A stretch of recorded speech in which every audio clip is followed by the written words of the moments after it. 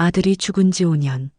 며느리를 다시 만난 순간 저는 할 말을 잃었습니다. 따뜻한 집에 있어야 할 며느리가 차가운 거리에서 아이 셋을 안고 있었습니다. 그 작은 어깨 위에 내려앉은 눈발이 얼마나 오랫동안 고생했는지 알 수 있었습니다. 하지만 더 충격적인 건 그녀가 손에 쥐고 있던 것이었습니다. 사람들은 그를 비난했지만 아무도 몰랐습니다. 그녀가 이 길을 택할 수밖에 없었던 이유를. 그 순간 아무 말 없이 바라보던 그의 손이 천천히 떨리기 시작했습니다. 그리고 잠시 후 그의 휴대폰으로 도착한 단 한 줄의 메시지. 그 메시지에 숨겨진 비밀은 무엇이었을까요? 이야기를 시작하기 전에 구독을 눌러주세요. 안녕하세요. 저는 김서진이라고 합니다. 올해 34살이고 요양보호사로 일하고 있어요. 새벽 5시 저는 오늘도 평소처럼 일찍 일어났습니다. 좁은 원룸 안은 아직 어둠에 잠겨 있었어요. 새쌍둥이 아들들인 라온이, 하온이, 다온이가 나란히 누워 자고 있었습니다. 6살 된 아이들의 얼굴은 천사 같았어요. 라온이는 엄지손가락을 빨며 자고 있었고 하온이는 베개를 안고 있었어요. 다온이는 언제나처럼 이불을 걷어차고 뒤척거렸습니다. 잠깐 그 얼굴들을 들여다보며 입꼬리를 올렸어요.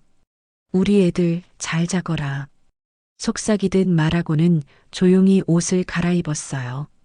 요양원 일을 마치고 오는 길에는 항상 폐지를 모았습니다. 조금이라도 더 벌어야 했거든요. 현관 밖에 놓아둔 낡은 수레를 끌고 골목으로 나섰어요.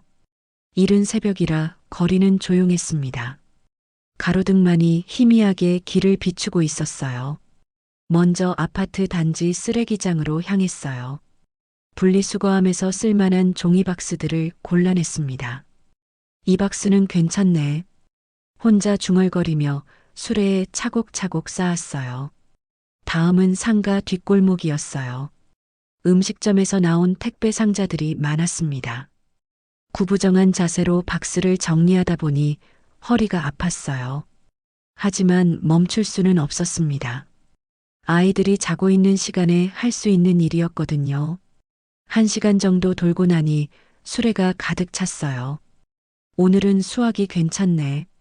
재활용센터로 향하는 길, 좁은 골목을 지날 때였어요. 뒤쪽에서 고급 승용차 엔진 소리가 들렸어요. 골목이 좁아서 수레를 끌고 가던 제가 길을 막고 있었나 봤어요. 죄송합니다. 급히 수레를 한쪽으로 밀어 놓았어요. 검은색 고급 세단이 천천히 지나갔습니다.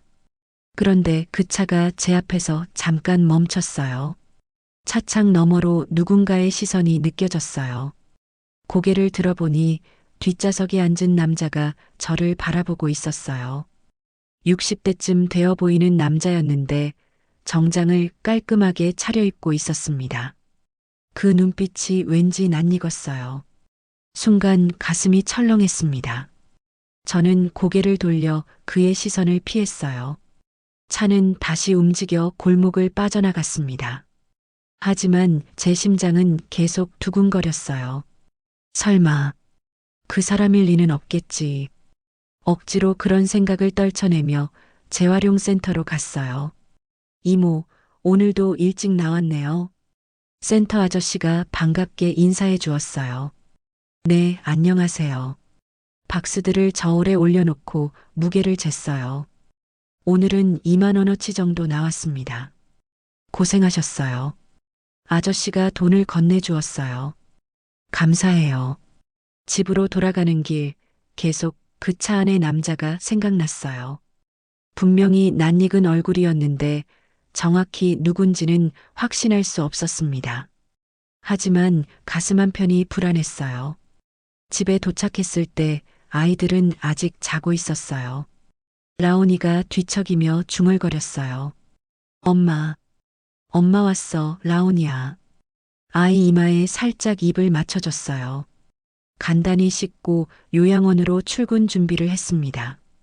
거울 속 제 모습이 초라해 보였어요. 하지만 어쩔 수 없었습니다. 아이들을 키우려면 일을 해야 했으니까요. 애들아, 엄마 일하러 가. 자는 아이들에게 인사하고 집을 나섰어요. 요양원으로 가는 버스 안에서도 계속 그 남자가 생각났어요. 왜 그렇게 오래 쳐다봤을까? 혹시 절 알아본 걸까요? 아니면 그냥 지나가는 사람을 본 것뿐일까요? 버스 창밖 풍경을 보며 3년 전을 떠올렸어요. 남편 지우가 죽던 날이 생각났습니다. 건설 현장에서 일하던 지우는 안전사고로 세상을 떠났어요. 그때 저는 새쌍둥이를 임신한 상태였습니다. 장례식장에서 만난 시아버지의 차가운 시선이 아직도 기억나요. 우리 집안과는 상관없는 일이니까. 그렇게 말하며 등을 돌렸던 그 사람. 설마 오늘 본 사람이 그분일까? 생각만 해도 온몸에 소름이 돋았어요. 요양원에 도착해서도 집중이 안 됐어요. 서진 씨, 괜찮아요? 동료가 걱정스럽게 물어봤어요. 네, 괜찮아요. 하지만 마음은 전혀 괜찮지 않았어요.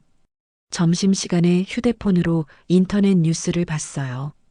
강준호 회장이라는 이름이 눈에 들어왔습니다. 건설회사 회장인 그가 자선 행사에 참석했다는 기사였어요. 사진 속 그의 얼굴을 보는 순간 확신했어요. 오늘 아침 골목에서 본 그 사람이 바로 강준호 회장이었어요. 지우의 아버지였고 새쌍둥이들의 할아버지였습니다. 그리고 남편을 죽음으로 몰고 간 장본인이었어요.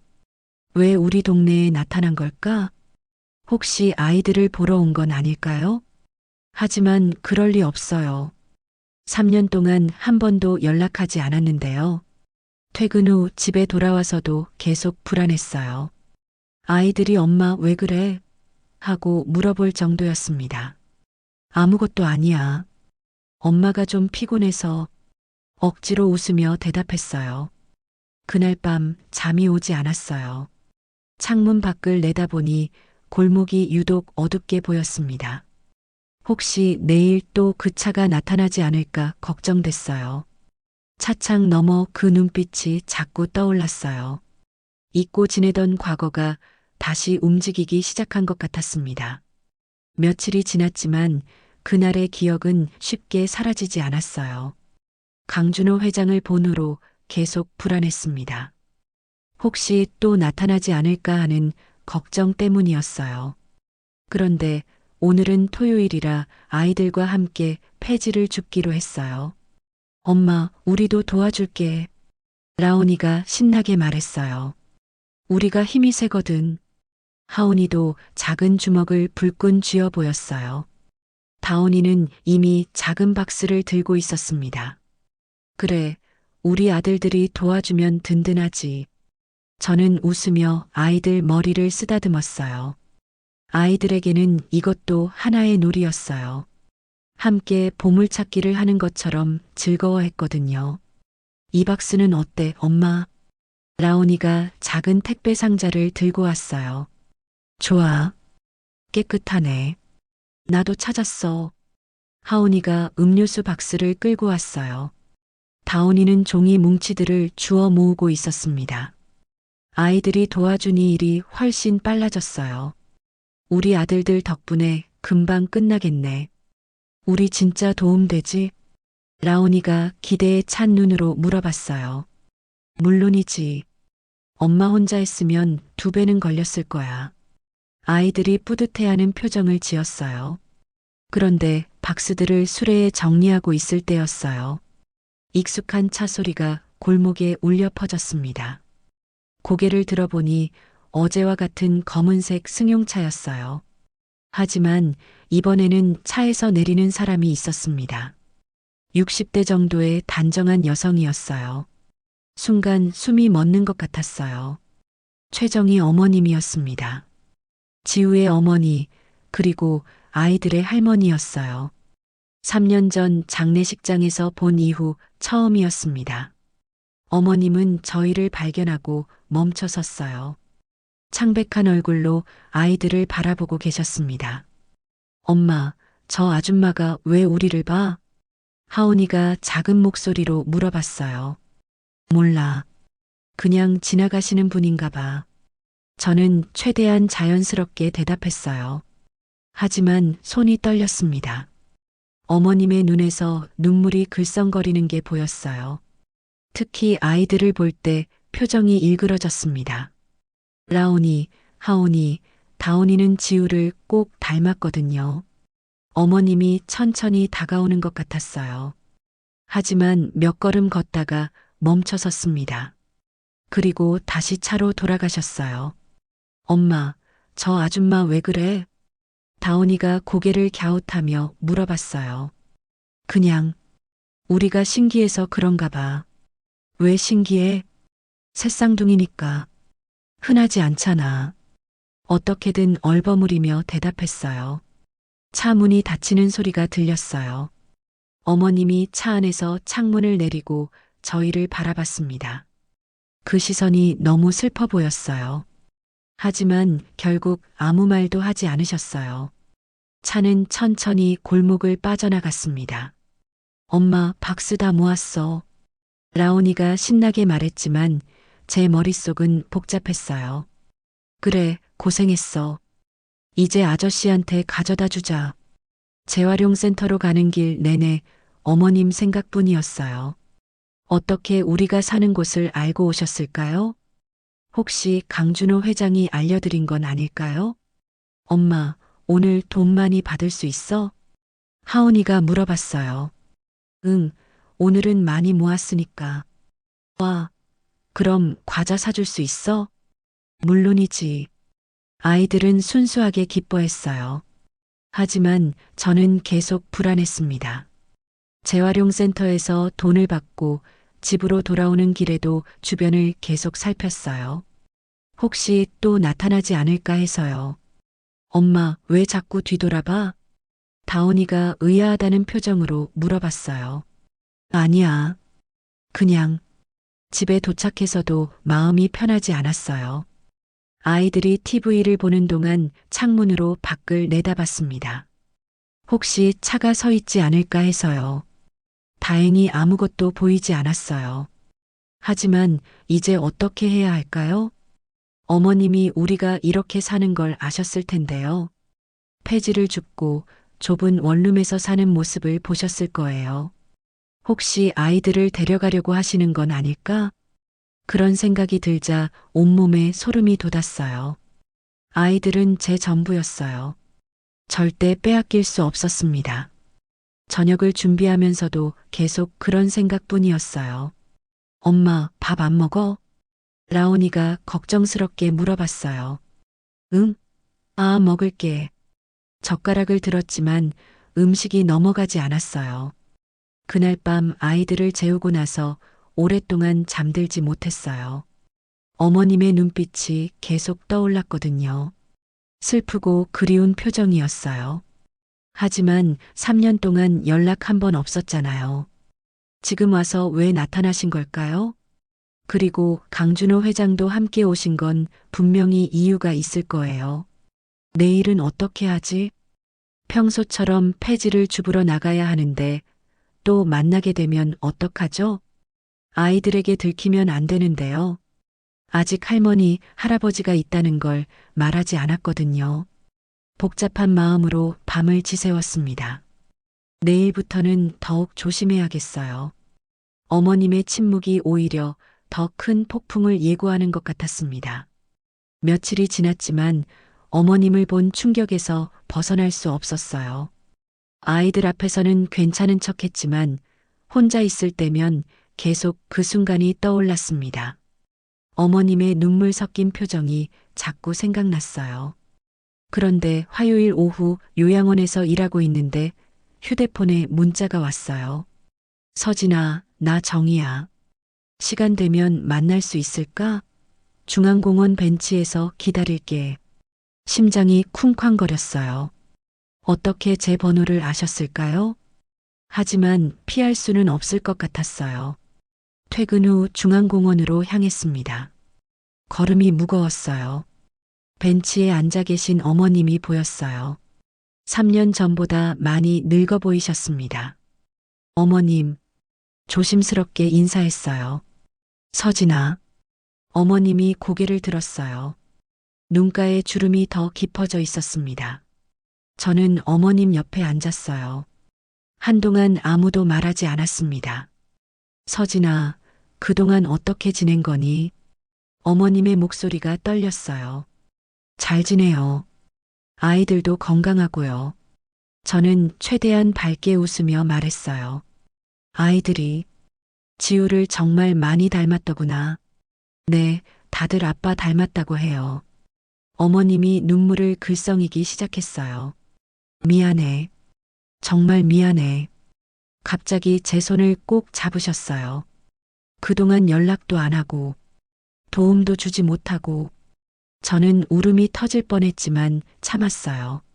괜찮아요, 어머님. 괜찮을 리가 없어. 새쌍둥이를 혼자 키우는데 어머님이 흐느끼기 시작했어요. 정말 죄송해요. 우리가 너무했어. 저도 눈물이 났지만 억지로 참았어요. 지나간 일이에요. 아니야. 지나간 일이 아니야. 어머님이 제 손을 더 꽉 잡았어요. 매일 후회했어. 매일 생각했다고. 어머님, 아이들 이름도 알고 있어. 라온이, 하온이, 다온이. 맞지? 저는 깜짝 놀랐어요. 어떻게 아세요? 알아봤어. 몰래 알아봤지. 어머님의 고백에 가슴이 복잡해졌어요. 그럼 계속 알고 계셨던 거예요? 응. 하지만 다가갈 수가 없었어. 왜요? 어머님이 한숨을 깊게 쉬었어요. 그 사람 때문에, 준호 때문에, 강준호 회장 이야기였어요. 그 사람은 아직도 화나 있어. 뭐가요? 지우가 죽은 것도, 너를 만난 것도 다 원망하고 있어. 저는 충격을 받았어요. 그래서 아이들도 인정하지 않아. 손자라고 생각 안 해. 어머님의 말에 가슴이 아팠어요. 하지만 나는 달라. 나는 보고 싶었어. 어머님, 특히 요즘 들어서는 견딜 수가 없더라고. 어머님이 눈물을 닦았어요. 나이가 드니까 더 그리워져. 손자들이. 저는 어머님의 마음을 이해할 수 있었어요. 하지만 한편으로는 원망스럽기도 했어요. 그럼 왜 이제 와서? 미안해. 정말 미안해. 어머님이 계속 사과했어요. 하지만 이제라도 늦지 않았으면 좋겠어. 어머님이 원하시는 게 뭐예요? 저는 조심스럽게 물어봤어요. 아이들을 보고 싶어. 가끔이라도. 하지만 회장님은 그 사람은 모르게 할 거야. 어머님이 단호하게 말했어요. 절대 알리지 않을게. 저는 고민됐어요. 아이들에게는 할머니가 필요할지도 모르겠어요. 하지만 위험할 수도 있었어요. 혹시 회장님이 알면 어떻게 돼요? 그럼 아이들을 데려가려고 할 거야. 어머님의 말에 온몸에 소름이 돋았어요. 뭐라고요? 그 사람은 그런 사람이야. 한번 마음먹으면. 어머님이 말끝을 흐렸어요. 그래서 조심해야 해. 절대 들키면 안 돼. 저는 두려워졌어요. 혹시 강준호 회장이 정말 아이들을 데려가려고 한다면? 어머님, 정말 비밀로 할 수 있어요? 물론이야. 약속할게. 어머님이 진지하게 말했어요. 나도 아이들을 잃고 싶지 않아. 저는 잠시 고민했어요. 어머님도 힘드실 텐데. 그리고 아이들도 할머니를 알 권리가 있잖아요. 조건이 있어요. 뭐든지 말해봐. 아이들 앞에서는 그냥 동네 할머니처럼 해주세요. 그럴게. 그리고 절대 무리한 요구는 하지 마세요. 알았어. 어머님이 고개를 끄덕였어요. 그럼 가끔 만나요. 정말? 어머님의 얼굴이 밝아졌어요. 하지만 정말 조심하셔야 해요. 그럼 당연하지. 그렇게 저희의 비밀스러운 만남이 시작됐어요. 어머님은 저와 아이들을 지켜야 했어요. 그리고 저는 어머님을 믿어봐야 했어요. 눈물은 용서가 아닌 조용한 연대의 시작이었습니다. 하지만 이 모든 게 과연 비밀로 남을 수 있을까요? 강준호 회장이 알게 된다면 정말 아이들을 데려가려고 할까요? 불안하지만 어머님을 믿어보기로 했어요. 아이들을 위해서라도 말이에요. 어머님과 비밀리에 만나기 시작한 지 일주일이 지났어요. 아이들은 아직 어머님이 누구인지 모르고 있었어요. 그냥 친절한 동네 할머니 정도로 생각하고 있었습니다. 엄마, 오늘도 할머니 만나? 라온이가 물어봤어요. 응, 잠깐 인사만 드리고 올게. 우리도 같이 가면 안 돼? 하온이가 아쉬워했어요. 다음에, 오늘은 엄마 혼자 가야 해. 사실 어머님과는 조심스럽게 만나고 있었어요. 주로 아이들이 잠든 후나 요양원에서 퇴근한 후에 만났습니다. 하지만 그날은 달랐어요. 엄마, 놀이터 가고 싶어? 다온이가 졸라댔어요. 그래, 잠깐 놀다 오자. 날씨도 좋고 아이들이 답답해할 것 같아서 놀이터로 향했어요. 아파트 단지 안에 있는 작은 놀이터였습니다. 와, 그네다. 라온이가 뛰어가서 그네에 앉았어요. 나도. 하온이와 다온이도 옆 그네에 앉았습니다. 엄마 밀어줘. 알겠어, 우리 아들들.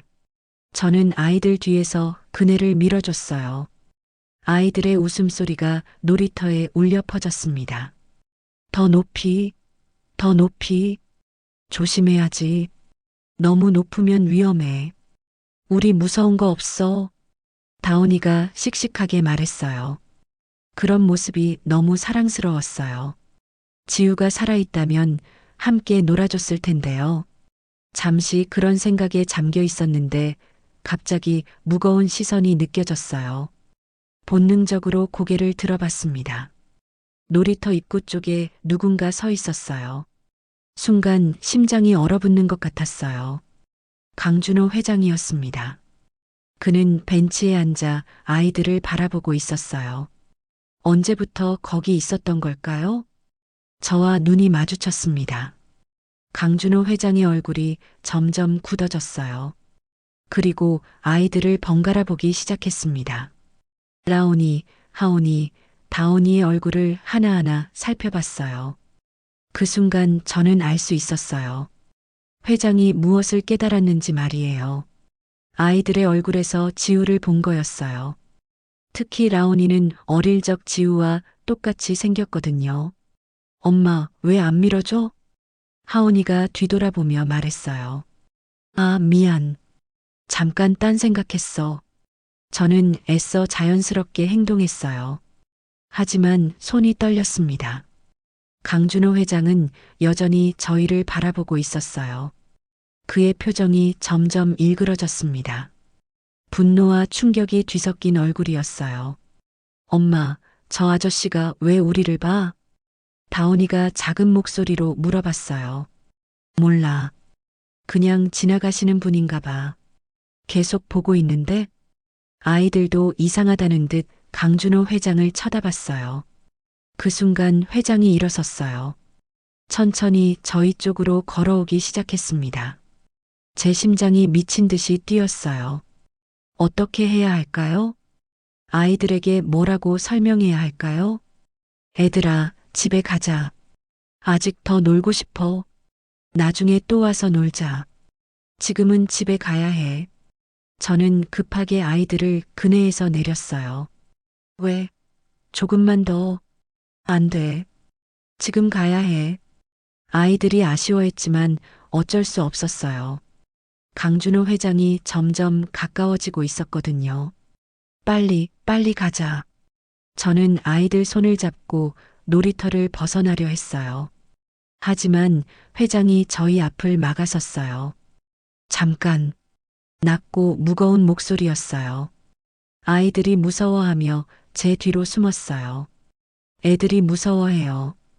비켜주세요. 저는 최대한 차분하게 말했어요. 강준호 회장이 아이들을 한 명씩 바라봤어요. 그 시선이 너무 날카로워서 아이들이 더 무서워했습니다.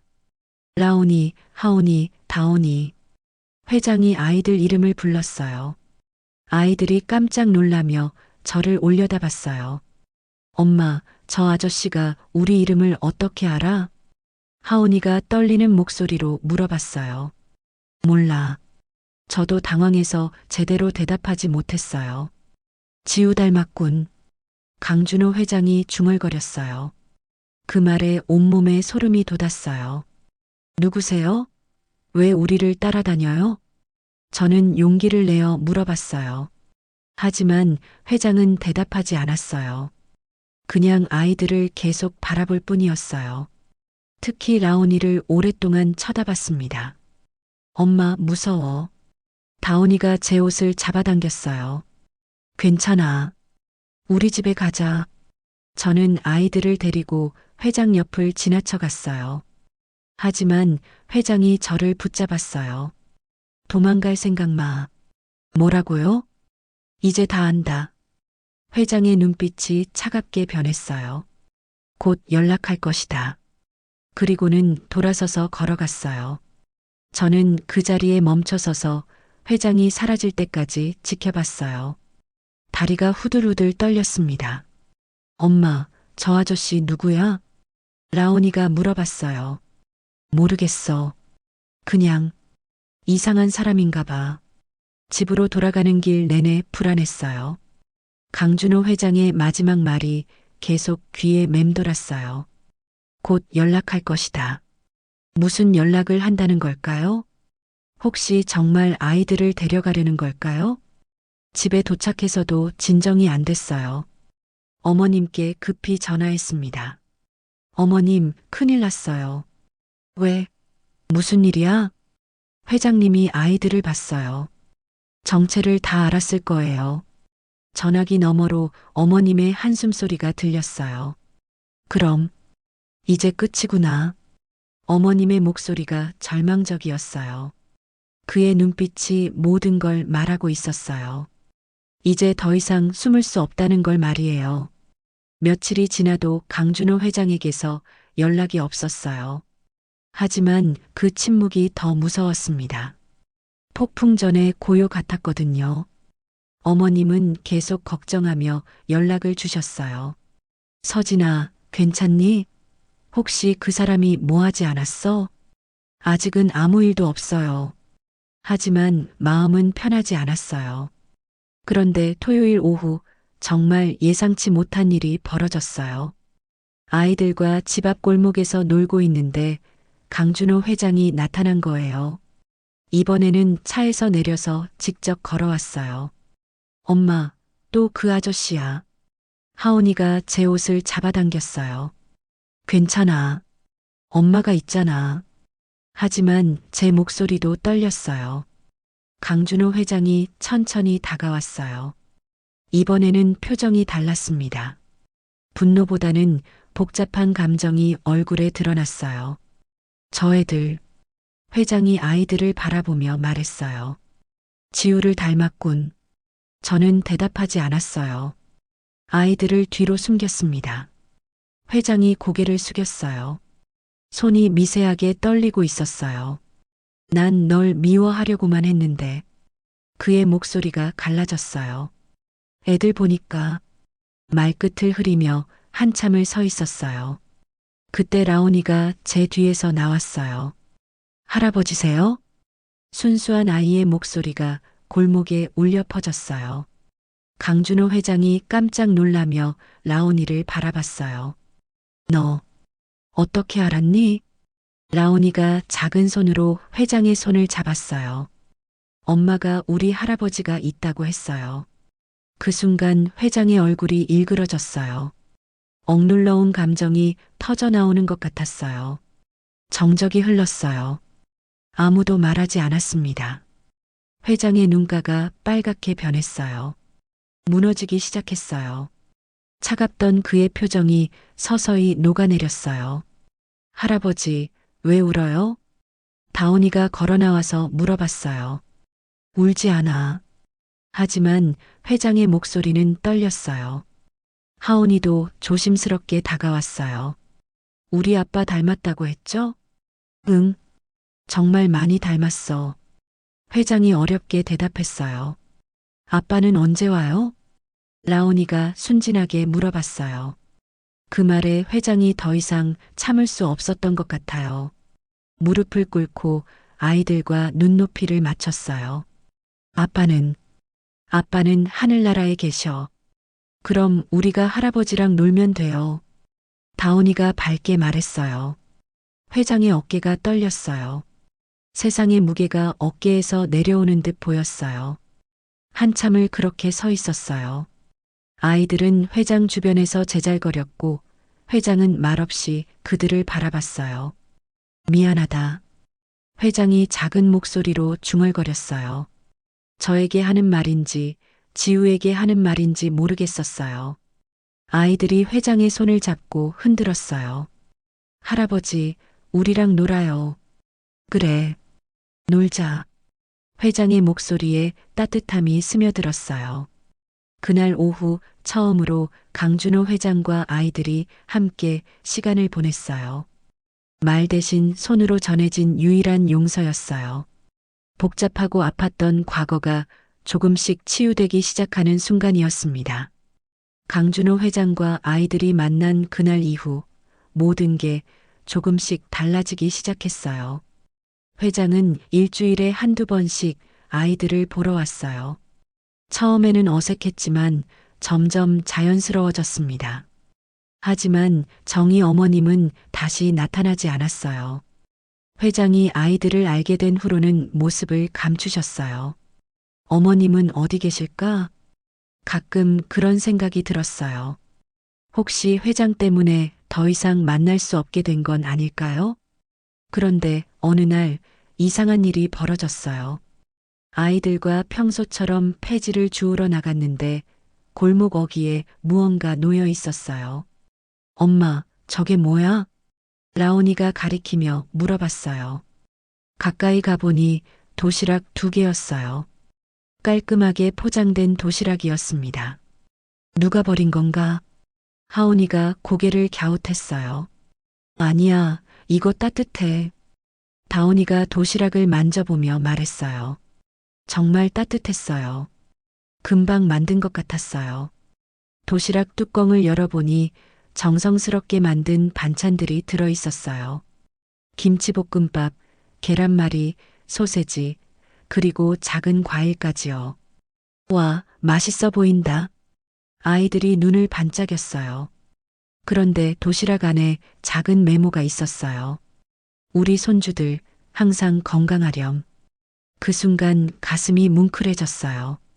정희 어머님이었어요. 어머님이 몰래 준비해 주신 거였어요. 엄마, 이거 누가 준 거야? 라온이가 물어봤어요.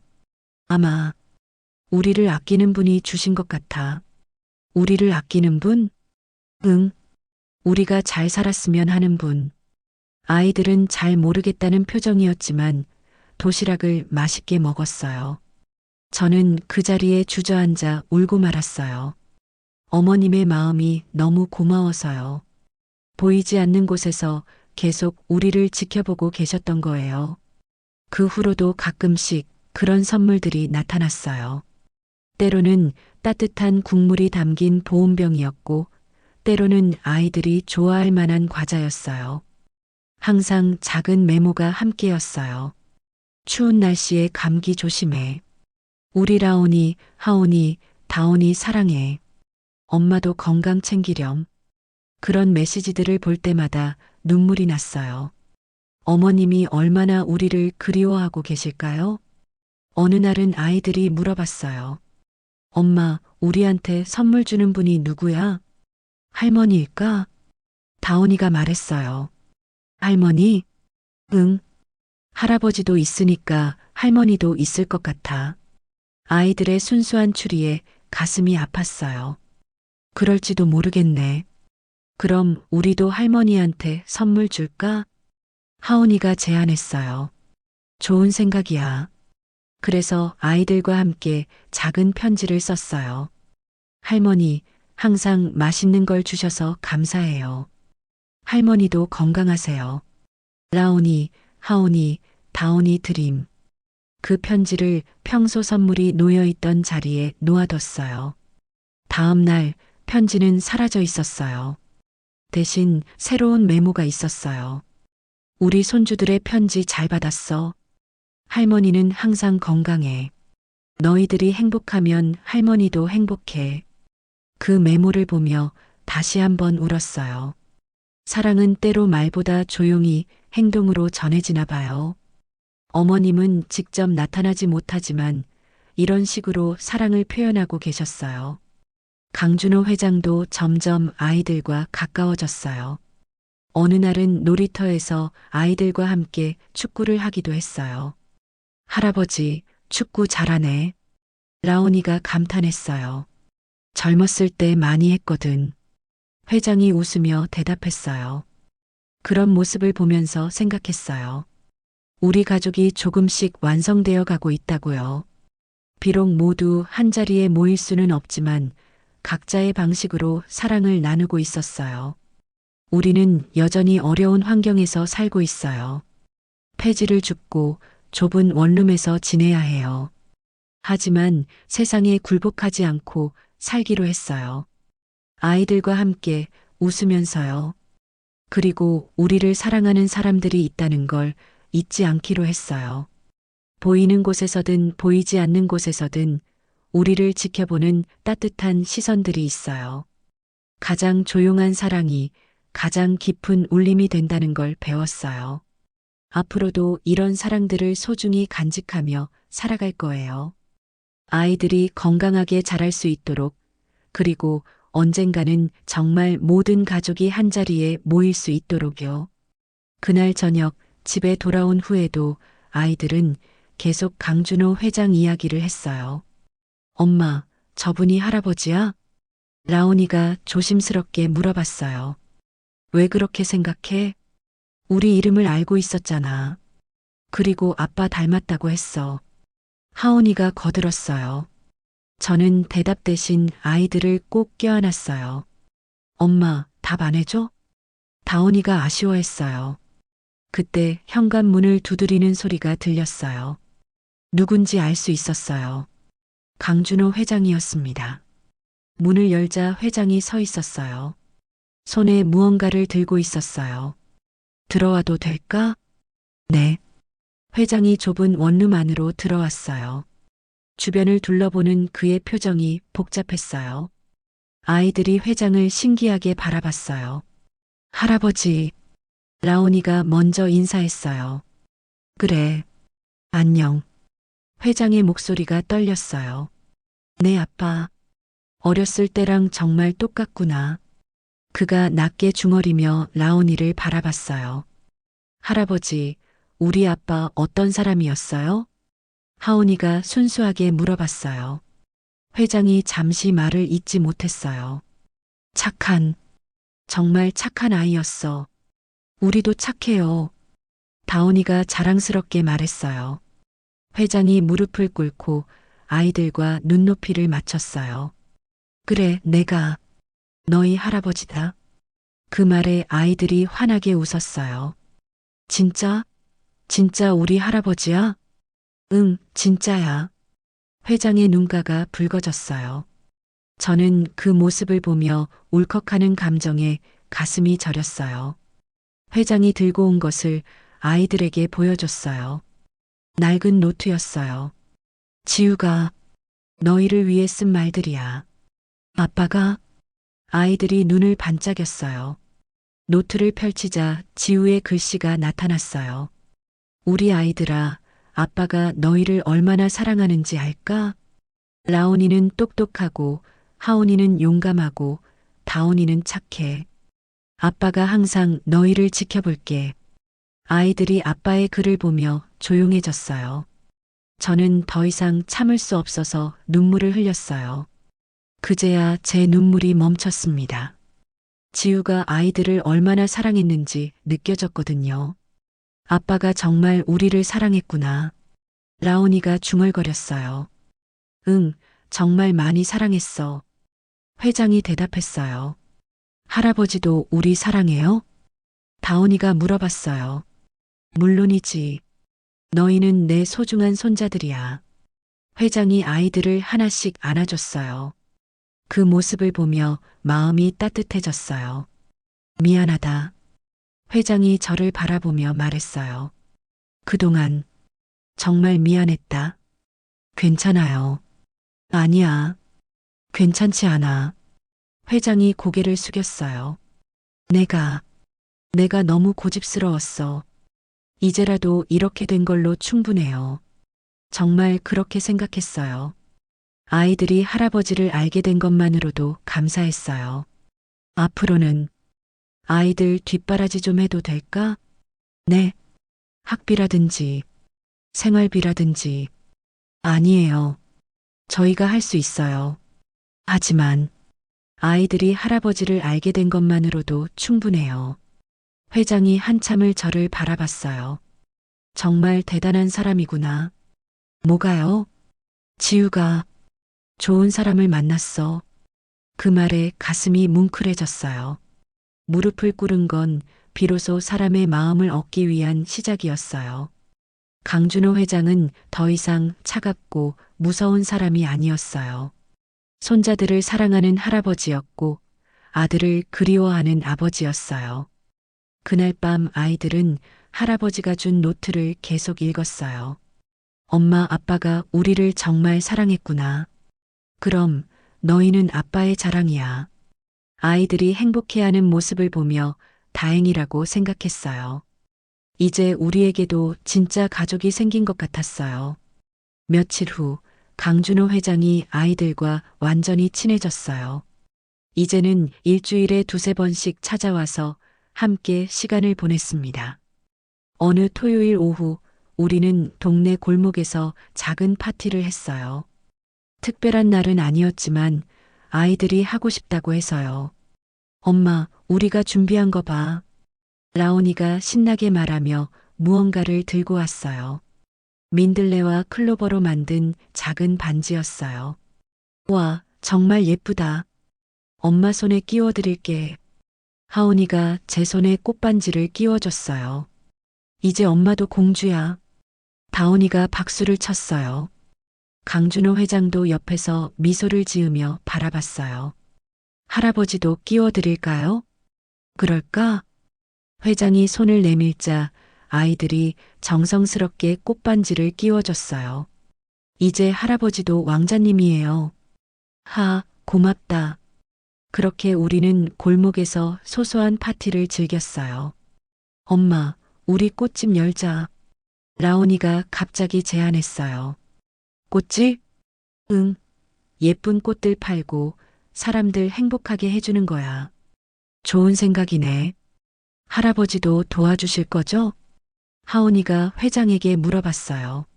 물론이지. 너희가 하는 일이면 뭐든 도와줄게. 아이들이 신나서 꽃을 더 많이 따러 뛰어갔어요. 그 순간 멀리서 누군가의 시선이 느껴졌어요. 골목 어귀 쪽을 바라보니 익숙한 실루엣이 보였어요. 정희 어머님이었습니다. 어머님은 우리를 바라보며 미소를 짓고 계셨어요. 아이들이 뛰어노는 모습을, 강준호 회장이 함께 있는 모습을 지켜보고 계셨어요. 저와 눈이 마주쳤을 때 어머님이 고개를 끄덕이셨어요. 고맙다는 듯이, 안심된다는 듯이요. 그리고 조용히 돌아서기 시작했어요. 그때 어머님의 손에 든 것이 보였어요. 포장되지 않은 작은 장난감 상자였어요. 아이들을 위한 선물인 것 같았어요. 하지만 직접 주시지는 않았어요. 그냥 멀리서 바라만 보시고 돌아가셨어요. 저는 그 모습을 보며 눈물이 났어요. 엄마, 왜 울어? 다온이가 꽃을 들고 와서 물어봤어요. 아니야. 바람 때문에 눈이 시려서. 그럼 이 꽃으로 눈 닦아. 다온이가 작은 꽃잎으로 제 눈가를 살짝 터치했어요. 그 순간 더욱 눈물이 났어요. 말하지 않아도 전해지는 사랑이 너무 고마워서요. 할머니가 있나 봐요. 강준호 회장이 조용히 말했어요. 네. 아이들한테 계속 선물을 주는 분 말이야. 회장도 알고 계셨나 봐요. 정희가 그러고 있구나. 어머님을 아시는 거예요? 내 아내야. 그 말에 깜짝 놀랐어요. 그럼 어머님과 이야기하셨어요? 아니, 하지만 알고 있어. 회장이 한숨을 쉬었어요. 그 사람도 힘들었을 거야. 왜 만나지 않으세요? 자존심 때문인 것 같아. 서로. 회장의 목소리가 쓸쓸했어요. 하지만 언젠가는 만날 거야. 정말요? 아이들 때문에라도.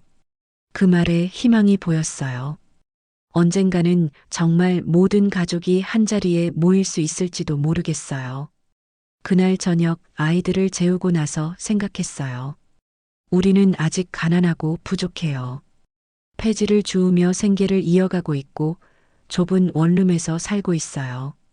하지만 마음만은 어느 누구보다 부자였어요. 아이들을 사랑하는 마음, 저희를 아끼는 사람들의 마음이 있었거든요. 강준호 회장의 변화된 모습도 정희 어머님의 숨은 사랑도 모두 소중했어요. 지우가 살아있다면 정말 기뻐했을 거예요. 아이들이 이렇게 많은 사람들의 사랑을 받고 있다는 걸요. 창밖을 내다보니 골목이 평온해 보였어요. 내일도 아이들과 함께 웃으며 하루를 보낼 거예요. 어려운 일이 있어도 포기하지 않고 살아갈 거고요. 사랑은 멀리서 바라보는 마음만으로도 충분했어요. 때로는 말보다 행동이, 때로는 행동보다 마음이 더 큰 힘이 되니까요. 우리 가족은 이제 진짜 완성된 것 같았어요. 모두 한자리에 모이지는 못하지만 마음으로는 연결되어 있었으니까요. 앞으로도 이런 사랑들을 소중히 간직하며 살아갈 거예요. 아이들이 건강하게 자랄 수 있도록, 그리고 모든 가족이 행복할 수 있도록요. 그럼 오늘 이야기는 여기까지입니다. 영상을 시청해주신 모든 분들 고맙습니다. 구독과 좋아요 부탁드립니다. 감사합니다.